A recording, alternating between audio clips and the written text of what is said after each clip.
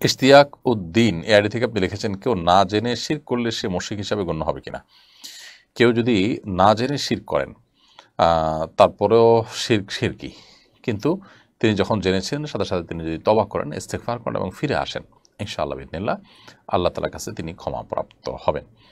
এমনি জসিমউদ্দিন লিখেছেন, সঞ্চয়পত্রের উপর যে মুনাফা দেওয়া হয় তা কি গ্রহণ করা জায়েজ হবে নাকি এটা সুদ হবে? সঞ্চয়পত্রের উপর যে মুনাফা দেওয়া হয় সেই মুনাফা গ্রহণ করা হারাম হবে, কারণ সঞ্চয়পত্রের উপর মুনাফাটা দেওয়া হয় এটা সুদ গ্রহণ করা হারাম, সেই দৃষ্টিকোণ থেকে এটা হারাম হবে। সঞ্চয়পত্র ভেঙে মূল টাকাটা শুধু আপনি নিতে পারবেন। রিয়াদ মাহমুদ হিমেল আইডি থেকে আপনি লিখেছেন, আমার পরিচিত কোনো ব্যক্তি যদি সুদী ব্যাংক থেকে ঋণ নিয়ে অভাবগ্রস্ত হয়ে পড়ে এবং আমি তার ঋণ সুদ সহ পরিশোধ করে দিই, তাহলে কেমন গুনাহ হবে?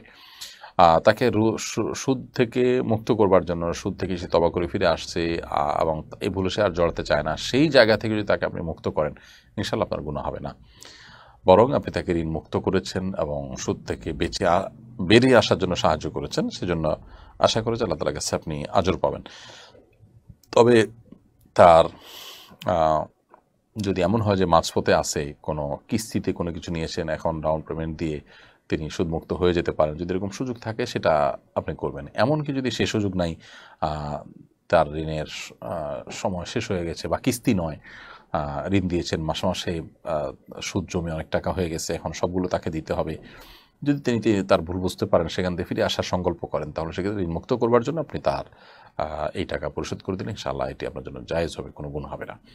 কেফায়েতুল্লাহ পাটোয়ারি আপনি লিখেছেন, কর্মক্ষেত্র থেকে বাড়ির দূরত্ব সফর পরিমাণ, এক্ষেত্রে নিজের বাড়ি যাওয়ার সময় রাস্তায় কি মুসাফিরের নামাজ পড়বো নাকি পূর্ণ নামাজ পড়বো? ভাই কেফায়েতুল্লাহ, আপনার প্রশ্ন উত্তর হলো যে কর্মক্ষেত্রে থেকে আপনার বাড়ির দূরত্ব যখন সফর পরিমাণ হবে, তখন মাঝের সময়টাতে আপনি কসর পড়বেন, রাস্তা আপনি কসর পড়বেন, পুরো নামাজ পড়বেন না। আমাতুল্লাহ শেফা আপনি লিখেছেন, আমার ব্যবহার্য স্বর্ণ আছে 6.5 ভরি, 4.6 ভরি, আমার কোনো ক্যাশ নেই, আমি কি জাকাত দিতে পারবো? জাকাত দিতে হবে। যেহেতু কোনো ক্যাশ টাকা নেই, আর যদি রূপাও যদি না থাকে, শুধু স্বর্ণ যদি থাকে, তাহলে 4.6 ভরি থাকলে আপনার উপরে জাকাত আসবে না, 7.5 ভরির আগে জাকাত আসবে না। আর যদি এর সাথে টাকা থাকে, তাহলে টাকা এবং এটা দুটা মিলিয়ে যেহেতু রূপার নেশাবটাকে টাচ করে, অতএব সেক্ষেত্রে আপনার জাকাত আসবে, কিন্তু শুধু স্বর্ণ থাকলে জাকাত আসবে না।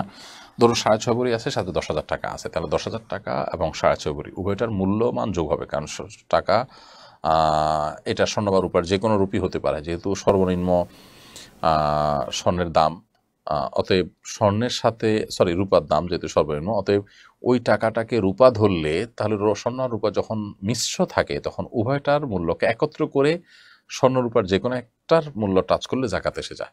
আর বলাই বাহুল্য যে রূপার দাম অনেক কম, অত রূপার যে নেশাব সেটাকে টাচ করা অনেক সহজ, এটা দুইটার মূল্য একসাথ করে করলে তখন রূপার যে নেশাব সেটাকে স্পর্শ করে ফেলে, আর সেজন্য তখন জাকাত আসে। এই জন্য স্বর্ণের সাথে যখন নগদ টাকা থাকে, স্বর্ণের সাথে যখন রূপা থাকে, তখন উভয়টার মূল্য অ্যাড করে রূপার নেশাব স্পর্শ করলেই তখন জাকাত এসে যায়।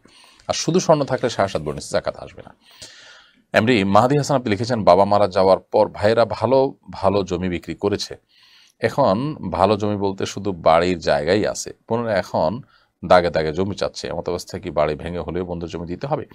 দেখুন, বাবার মৃত্যুর পর টোটাল সম্পদ, সেটা বাড়ির জমি হোক, ভালো ভালো জমি হোক, এই সবগুলোর মূল্যমান হিসাব করতে হবে যে বাবা যখন মারা গেছেন তারপর এই সবগুলোর ভ্যালু কত ছিল, এই ভ্যালু ধরে বন্ধের হিস্সা ঠিক হবে। ধরা যাক সবগুলোর ভ্যালু, কোনোটার ভ্যালু 10 লাখ, কোনোটার ভ্যালু 2 লাখ, এ সব মিলিয়ে 30 লাখ হয়েছে, তাহলে সেখানে বোনদের যে হক আছে তাদের কত হয়? যদি এমন হয় যে বোন 1জন, বোন 2জন, ভাই 1জন, তাহলে সেক্ষেত্রে এক ভাই হলে তিনি 20 লাখ পাবেন, বোন 1জন হলে, আপনার ভাই যদি 2জন হয়, বোন যদি 1জন হয়, তাহলে সেক্ষেত্রে 5 ভাগ হবে, 5 ভাগের মধ্যে 2 ভাই, তারা 2 ভাগ 4 ভাগ পাবেন, বোন 1 ভাগ পাবেন, তাহলে 1 ভাগ হলে সেক্ষেত্রে 6 লাখ হয়, 30 লাখের 1 ভাগ, তাহলে সেটা বোন পাবেন। এই 6 লাখের জমি এখন বাড়িতে হোক, খেতে হোক, নগদ টাকা দিয়ে হোক, তাকে দিতে হবে, জমি দিতে হবে, বাড়ি দিতে হবে, নট নেসেসারি, কিন্তু ওই মূল্য তাকে পরিশোধ করতে হবে। তো এই বিষয়গুলো খুবই গুরুত্বপূর্ণ যে বাবা মৃত্যুর পর ভালো ভালো জমিগুলো নিজেরা বিক্রি করে ফেলে এরপরে ক্ষেতের জমি থেকে শুধু মেপে দেওয়া হচ্ছে যে বাবার টোটাল জমি হয়তো 10 বিঘা, তো বোনের সেখানে যদি পাওনা হয় 3 বিঘা বা 3 বিঘা, তখন তাকে ওই ক্ষেত থেকে 3 বিঘা দেওয়া হচ্ছে, এটা উচিত হবে না। মূল্য মানটা বিবেচনা করতে হবে।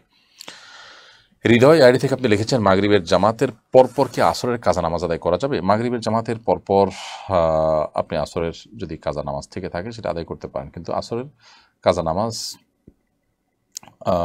এর আদায়ের সময় মাগরিবের আগেই আপনাকে আদায় করা উচিত ছিল। কোনো কারণে আদায় হয় নাই, ভুলে গেছেন, তাহলে মাগরিবের পরে আপনি আদায় করতে পারবেন।